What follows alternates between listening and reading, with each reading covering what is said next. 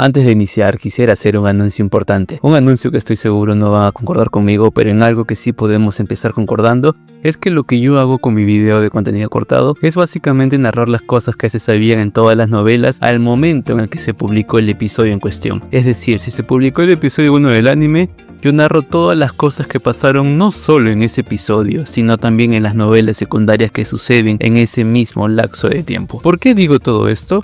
Porque en mi último episodio de contenido cortado del anime hablé sobre las historias secundarias de Aldebarán del arco 6. Estas historias secundarias que narré y cité sobre Aldebarán muriendo en realidad son historias que salieron al mismo tiempo que se narraba en la novela principal los sucesos de la cuarta temporada. Es decir, un lector de la novela cuando leía las aventuras de Subaru en la Atalaya ya sabía lo del poder de Aldebarán. Yo solo intenté emular todo lo que un lector de la novela debe saber para ese punto de la historia. Y sinceramente no siento que sea justo que la gente que no tenga este contexto me reclame por traerle las historias tal y como lo experimentó un lector de la novela en su momento. Había considerado poner comentarios de este tipo que me llegan a mis redes, pero no quisiera hacer una quema de brujas y prefiero solo mencionar el problema sin señalar culpables. Aunque lo que sí considero que es mi culpa es que a veces me emociono de más y suelto spoilers sin querer en shorts en relación, o que a veces olvido indicar al editor que ciertas narraciones deben ir con la etiqueta de spoiler, y por esas contadas ocasiones me he disculpado en su momento. Dejando de lado este asunto, afortunadamente hoy no hay nadie que saludar, así que solo quiero agradecer a Samuel que me donó hace poco por PayPal para el video de Lux 1. Muchas gracias. Habiendo dicho esto y disculpándome una vez más por la larga intro, empecemos. Todo el contenido cortado del episodio 5 de la cuarta temporada de Re:Zero. Después de resolver el acertijo, Chola comenta algo interesante, y es que según ella su maestro Flugel no era alguien autodespectivo. Esto después de ver cómo es que Subaru se menosprecia. Este detalle de Flugel es interesante porque si bien siempre comparamos a Subaru con él o decimos que es él, es curioso saber que aparentemente Flugel no tiene la baja autoestima de Subaru. Luego Chao le suelta un comentario sobre Rei, diciendo lo retorcido que es su personalidad, lo cual lleva a todos a pensar que los miembros de hace 400 años deben de haber tenido personalidades retorcidas, lo cual es otra vez curioso. Porque en la actualidad sabemos más del grupo de hace 400 años y comprobamos que Chaula tenía razón con respecto a la descripción. Entre otras de las cosas omitidas fue que Betty se sentía extrañamente cómoda en la biblioteca, y eso porque según ella tenía buenos recuerdos de ese lugar, especialmente del día donde salió con Subaru. Cuando intentaron saber sobre qué eran los libros, el grupo perdió las esperanzas cuando ni siquiera Subaru sabía qué eran esos objetos. Subaru lo perdió más cuando le preguntó a Chigna si es que ella tenía alguna pista, considerando que sabía más por ser una creación de la bruja. Así se llegaría al pasado de Tifón, el cual fue animado casi en su totalidad, y ayuda a entender por qué es que la bruja tenía esa personalidad extrema. Básicamente ella reparte el mismo castigo a las personas si es que éstas sentían un mínimo de grado de culpa dentro, lo cual es ilógico porque no todos los delitos merecen el mismo castigo. Algo que el anime quizás no plasmó claramente es la imprudencia del padre, quien genuinamente quería enseñarle la justicia a su hija, pero lo hizo desde muy temprana edad, desde antes que Tifón adquiera una mejor escala de valores y morales, y obviamente todo salió mal. Aunque algo fuera de esto y que me llama mucho la atención es que me asombra cómo es que Subaru solo vio una parte de la vida de Tifón. Créanme que esta regla de solo ver una parte no se repetirá siempre, como veremos en los siguientes. Sé que la novela y el anime lo aclaran diciendo que Subaru solo vio una parte, pero a día de hoy me sigue dando curiosidad por qué Subaru solo vio un poco y no toda la vida de la pequeña bruja. Me imagino que Tapei solo no quería que Subaru acceda tan pronto a la información de hace 400 años, o quizás puede explicarse cuando se revele su conexión exacta con Flude, pero para eso falta mucho, y además no soy tan optimista. Después de la revelación de Julius sobre Subaru, se emitió algo interesante, algo que ayuda a dar más contexto sobre la quinta temporada de Re:Zero, y como no es importante para la cuarta temporada, pues solo hicieron una mención escueta y ya, pero si estás acá es porque quieres saber todos los detalles. La verdad, releer este extracto sobre Valeroy me sorprendió bastante, y eso porque la historia de él se comenta con más profundidad en la siguiente temporada, y como sé lo que se va a revelar luego sobre él, puedo decirte con seguridad que este momento es impactante para Julius, no solo por recordar a la persona que mató, sino porque tras observar su vida leyendo su libro de la muerte comprendió mejor las motivaciones que tuvo Valeroy al enfrentarlo. En resumen, es porque ya sé la historia de Valeroy que se revela después que encuentra un nuevo significado a esta parte,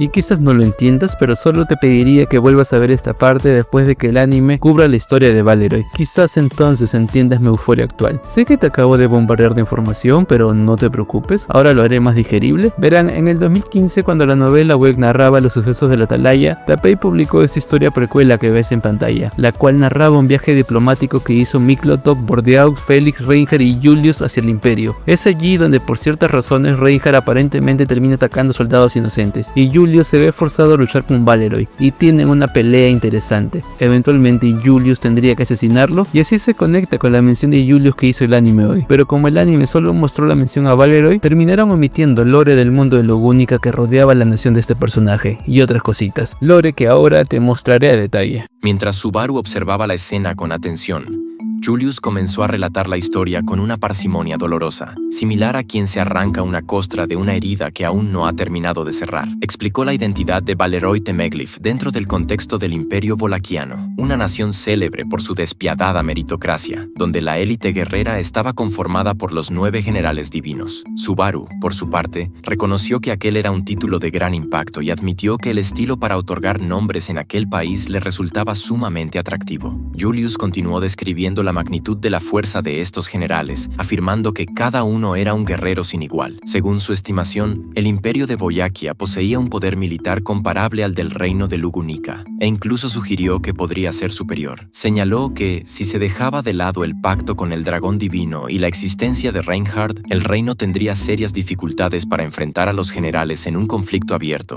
Ante estas palabras, Subaru se rascó la mejilla y guardó esa información en un rincón de su mente, dándose cuenta de lo poco que sabía sobre la geopolítica externa mientras se preguntaba por qué Julius pensaba de inmediato en términos de guerra. Al confirmarse que Valeroy pertenecía al pasado, Julius admitió con semblante sombrío que el general había fallecido. Lo describió como un hombre de fuerza excepcional y un maestro digno de todo respeto, para finalmente confesar, con una expresión cargada de pesar, que había sido él mismo quien le arrebató la vida. Anastasia reaccionó con genuina sorpresa ante la revelación de que Julius hubiera acabado con un general extranjero, lo que provocó que éste bajara la mirada con tristeza. Era evidente para él que Anastasia no recordaba haber escuchado esa historia antes de que su existencia fuera borrada de la memoria de los demás o de que Eridna ocupara su lugar. Ante la duda sobre si el asesinato de un alto mando no desataría una guerra dada la mala relación entre ambas naciones, Julius asintió con cierto alivio por la honestidad de la pregunta.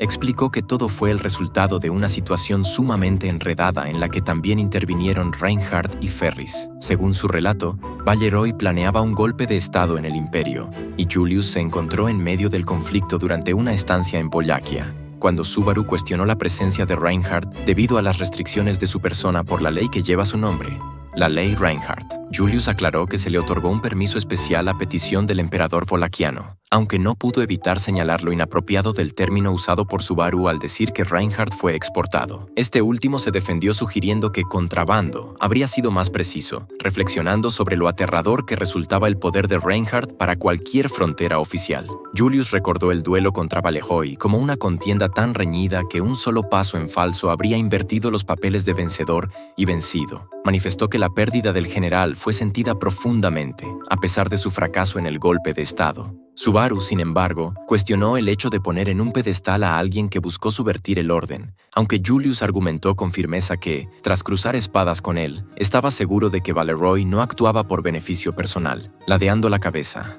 Subaru planteó que si Valeroy era un guerrero de verdad, probablemente no le haría feliz ser objeto de tantas excusas y matices por parte de quien lo derrotó. Sugirió que el general preferiría que su vencedor simplemente estuviera orgulloso de la victoria. En un tono más ligero, Subaru añadió que si Julius hubiera perdido aquel día, él mismo se habría ahorrado la humillación de ser convertido en saco de boxeo durante el inicio de la selección real, a lo que Julius replicó con una leve sonrisa que, en tal caso, Reinhardt habría sido el encargado de darle esa lección en el patio de entrenamiento. Retomando la seriedad, Julius se disculpó por la digresión y explicó que aquel encuentro era un evento prohibido de discutir en público y un recuerdo difícil de sobrellevar. Subaru y Emilia aceptaron de inmediato guardar el secreto.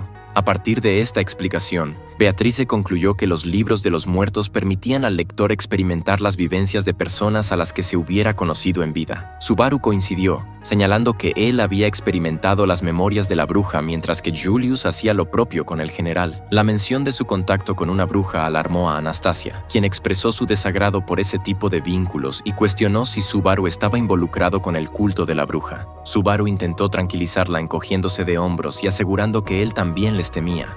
bromeando con que últimamente le preocupaba ser alguien demasiado simple para tales profundidades. Ante su respuesta, Emilia, Beatriz y Julius C. compartieron una expresión de incomodidad, como si hubieran probado algo amargo. Y así termina la primera parte del día de hoy. En la charla con Meili se omitió una mención sobre cómo es que a Meili le extraña que Subaru le pregunte por detalles de su pasado recién ahora tras un año de conocerla.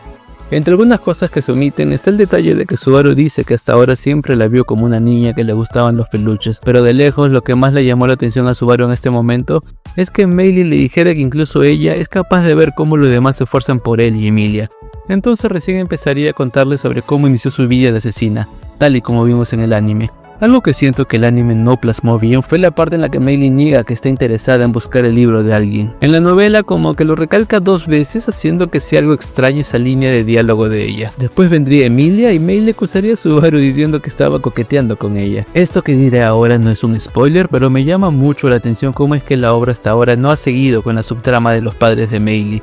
En la tercera temporada, cuando salió Dina, se reveló de que él carga con la culpa de no haber podido proteger a su esposa e hija. Hasta acá es el trasfondo de cualquier personaje random, pero se revela que su hija se llamaba Meili. Lo más curioso es que en historias secundarias se revela que Dina se vio forzado a dejar atrás su patria debido a que la gran serpiente atacó su hogar natal. ¿Será que Dina pensó que su hija murió en el ataque y por eso piensa que su hija Meili está muerta? Sea como sea, ojalá algún día el autor retome esta subtrama. Antes de que Chaula revele que si salían de la torre ellos los mataría, los chicos estaban discutiendo en la posibilidad de traer a más personas del reino para estudiar la torre.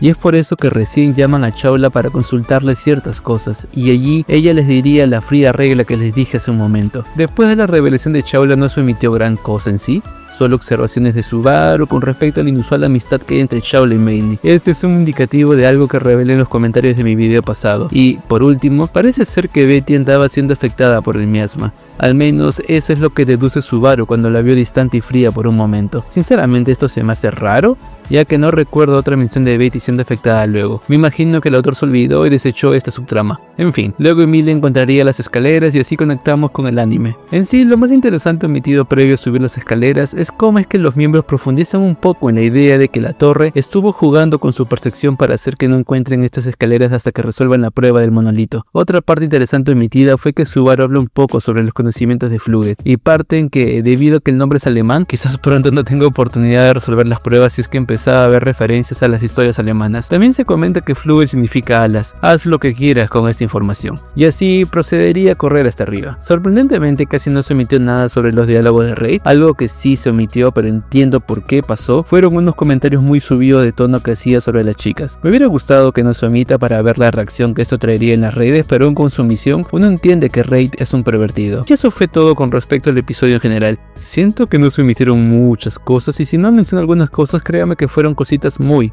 irrelevantes. Tengo la confianza de que he cubierto todo lo vital sobre el episodio 5 de detalle, pero lejos de la atalaya también suceden más sucesos que ando narrando en mis shorts. Los shorts que pondré ahora son shorts que aún no subo al canal principal, así que espero que te gusten. Por el lado del Aldebarán, en estos momentos ya se ha resignado a que no podrá evitar que Priscila se dirija al imperio, y después de tener en claro esto, pasa lo siguiente. Así que esto es la debilidad de estar enamorado. Era lo que se decía Aldebarán en lo que cruzaba la frontera con sus aliados. Después de morir 1000 veces intentando convencer a Priscila, Al finalmente acepta que el destino de ella es inamovible y que si no puede evitar que su señora viaje al imperio para descubrir quién envió asesinos tras ella, entonces solo se asegurará de despejar su camino. Se movilizaban hacia la ciudad portuaria de Limpleton. Dentro del carruaje, Schul presumía sus estudios sobre la paz entre Lugúnica y el imperio, pero fue interrumpido bruscamente por Henkel, quien llamó a su historia un simple cuento de hadas. Schul se defiende diciendo que si creyó en ese cuento es porque aún es un niño, a lo que Henkel le dice que tiene razón, pero si sigue viéndose como uno y actúa como uno, entonces algún enemigo puede usarlo como punto débil de su señora Priscila. Aldebarán se sorprendió. Estaba listo para intervenir y reclamar a Henkel por sus comentarios, pero en realidad el viejo tenía algo de razón. Comparó este breve destello de humanidad de Henkel con la acción de un delincuente que ayuda a un gatito de la calle. Priscila lo oye y dice que habla tonterías. Aldebarán le pregunta por qué no lo consulta más por los términos extraños que suele usar de vez en cuando, a lo que ella le dice que tras tanto tiempo con él, ya sabe cuándo habla de tonterías y cuándo habla de algo interesante. Luego agrega que pronto llegarán al puerto y desde allí entrarán por el río. Luego recuerda que no pudieron entrar por las fronteras debido al alboroto que se armaría y seguramente eso sería una carga pesada para Aldebarán. Al pensaba en lo innecesario que era este desvío y cómo es que esto es algo que no quería hacer. Ante sus dudas, Priscila le pregunta por qué esa cara. Al le dice que se preguntaba si esto que siente es una debilidad por estar enamorado. La princesa ignora su comentario. Entonces Al recuerda cómo es que hace unos días Jae le dijo la misma frase. La ninja le dijo que era por esa debilidad que Al no forzaba y doblegaba a Priscilla sus deseos. Después de todo, él ya lo había hecho con Jae. Aldebarán quiso negar esa acusación, pero no pudo. Después de revelarse que Jae no podía volver al imperio por una maldición, Aldebarán la deja en la mansión de Priscilla esperando por órdenes, mientras Jae le repite su nueva debilidad, la debilidad de estar enamorado. Volviendo al presente, Aldebarán y su grupo cruzan la frontera por bote, pero entonces unos piratas de río asaltan el barco y debido a los rehenes, Aldebarán no quería pelear, pero Henkel estaba a punto de hacerlo. Entonces Al le dice que se espere hasta que encuentren una oportunidad o Chul saldría lastimado. Sorprendentemente Henkel accede a comportarse por el bien del niño. Aldebarán se preguntaba cómo es que Henkel podía ser así de considerado con el pequeño. Entonces cuando los piratas revisaron el camarote de Priscilla, Aldebarán ve cómo su princesa le dice algo en el oído a uno de ellos, y estos al instante expulsan a todos los rehenes en otro bote, mientras afirman que secuestrarán el barco principal a fin de negociar el rescate de la señorita con sus familiares. Ya cuando los rehenes se fueron, Al y Henkel se preparaban para pelear, pero los piratas tiran sus armas y se arrodillan, revelando que vinieron aquí por órdenes de un viejo contacto de Priscilla, quien accedió a hacer esta escena para que puedan cruzar la frontera. De esta forma Priscilla llegó al imperio y eventualmente se encontraría con Subaru, pero esa es una historia que no conoces. Recuerda que he iniciado una serie de contenido. Esta sería la última vez que escuchemos a Aldebarán, hasta que en el futuro vuelva a cruzar camino con el protagonista, pero como siempre digo en mis shorts, esa es una historia que no conoces. Antes de seguir con el video, aprovecho para recordarte de que pronto estrenaré un nuevo formato de videos en el canal, un formato donde hablaré de la biografía de cada personaje de Re:Zero. La biografía no solo incluirá lo que se vio en el anime, sino todas las historias de la novela en las que ella participa. Por ahora empezaré con Elsa Granger, ya ando haciendo un video donde narro toda su vida. Y créeme que el anime solo mostró aproximadamente un 40% de todo lo que vivió. Te pediría que cuando saque el video le des apoyo para así poder animarme a seguir trayendo más biografías de más personajes. Volviendo al tema del día de hoy, otra cosa que pasa en paralelo es las aventuras de Garfield en Prestella. Por estos días Garfield sigue luchando contra los guardianes del templo de la bruja Tifón, y créeme que pronto habrá una revelación gigante sobre la bruja. Pero por ahora te dejo con el video que sigue el relato de las aventuras de Garfield. En lo que Subaru resolvió un sencillo acertijo que todos podemos resolver, Garfield encontró los restos de una civilización perdida de hace 400 años, una que usa el japonés. Tras derrotar a una criatura deforme en las profundidades del templo en Prestella, Garfield, Ricardo, Ezio y Liliana apenas tuvieron tiempo para respirar. Aquella cosa era una aberración con varias cabezas de serpiente luchando por controlar un solo cuerpo con varias extremidades, una masa grotesca que solo cayó cuando Ezio la redujo a cenizas. Eso explicó que no parecía una simple bestia, sino una forma de vida creada de manera antinatural, y como parecía querer estudiarlo, Liliana le recordó su verdadero objetivo, encontrar los restos de la bruja ocultos en el lugar. El problema era avanzar, no había regreso, y seguir adelante significaba enfrentar más guardianes. Garfield ya podía oler que no estaban solos. Eso decidió llamar a esas criaturas extrañas guardianes, protectores del templo creados para impedir que cualquier intruso llegara al final. Y no se equivocó, apenas avanzaron comenzaron las trampas como fosos ocultos, proyectiles, líquidos capaces de disolver cualquier cosa y técnicas malditas. Además, cada guardián era peor que el anterior, ratas deformes, monstruos entre insectos y perros, masas sin forma reconocible. Durante más de 6 horas avanzaron así, sobreviviendo gracias a la fuerza de Garfield, la brutalidad de Ricardo, la magia de Ezio y las canciones de Liliana, hasta que apareció el quinto guardián, un gigante de piedra. Ricardo fue quien lo derribó. Después de destrozar el brazo, corrió sobre su cuerpo y clavó el gancho de su brazo prostético en su cabeza. El gigante cayó de rodillas y finalmente se desplomó. Todos esperaban que ese fuera el final, pero el templo seguía sin terminar. Agotados, se preguntaron cuánto más debían avanzar. Fue entonces cuando Garfield notó algo extraño en la pared. Debajo del musgo había unas inscripciones antiguas. Eso explicó que era una escritura de ruinas antiguas que ya habían sido encontradas antes y que son imposibles de descifrar. Normalmente se trataba como simples garabatos, pero Garfield juraba haber visto esos símbolos antes, aunque no lograba recordar dónde. Liliana comentó algo inesperado. Aquellas letras se parecían a un Daikuskore, un código secreto que los bardos usaban para transmitir canciones antiguas. Si esas ruinas usaban un sistema parecido, tal vez, solo tal vez, podían descifrarse. Eso significaría recuperar conocimientos perdidos de hace más de 4 siglos. Pero justo entonces, el gigante de piedra volvió a moverse. A pesar de haber perdido la cabeza, seguía vivo. Su enorme puño salió disparado y golpeó a Garfield por la espalda, destruyendo el muro y las inscripciones junto con él. Garfield no podía creer que esa cosa hubiera fingido estar muerta sin siquiera tener cerebro. Eso explotó de furia, y juró que odiaba más a este enemigo que a Roswell. En ese momento, Garfield recordó dónde había visto esas letras antes, en la habitación de Subaru. Una vez lo vio escribiendo exactamente esos símbolos en su diario. Pensó que era algún juego raro, pero ahora ya no parecía una coincidencia. Con esa duda clavada en la cabeza, Garfield volvió a lanzar el puño contra el gigante, porque después de tantas trampas y guardianes, ya estaban a solo un paso de llegar a la sala con los restos de la bruja. Pero esa es una historia que no conoces. Recuerda que he iniciado una serie de contenido cortado en el canal. Pero eso sería todo con respecto a las historias de los aliados de Subaru. Estoy esperando que se publique una nueva novela sobre Liliana que pase en estos días, y cuando pase, no dudes en que la incluiré dentro de este formato. Pero pasemos a la siguiente sección, los tweets del autor. Primero, hay un comentario sobre el autor acerca de Sylphie, que entre los sucesos del arco 5 se ha vuelto una seguidora acérrima de Emilia. El autor se pregunta cómo reaccionaría ella si se entera lo que vive su señora en este momento. Segundo, el autor comenta sobre la forma en cómo los libros evitan ser leídos. Cabe aclarar que la novela nunca especifica que esta es la seguridad que tiene la librería para evitar que el libro sea leído por la persona incorrecta. Supongo que el autor está encantado porque el anime especificó algo que él nunca aclaró. Tercero, el autor comenta que Emilia pensaba en alguien cuando trató de pensar como una persona con una personalidad retorcida. Yo pensé que se refería a Flugel, pero resulta que la persona en la que pensaba era Echidna. Sorprendentemente, esto no es la única mención a ella. Cuarto, lo que viene ahora es spoiler, así que te pediría que avances 30 segundos desde ahora si no quieres ser spoileado. Recién hace poco se reveló en las novelas de que la persona que hizo la biblioteca fue Echidna, y el autor hizo un comentario en relación a eso.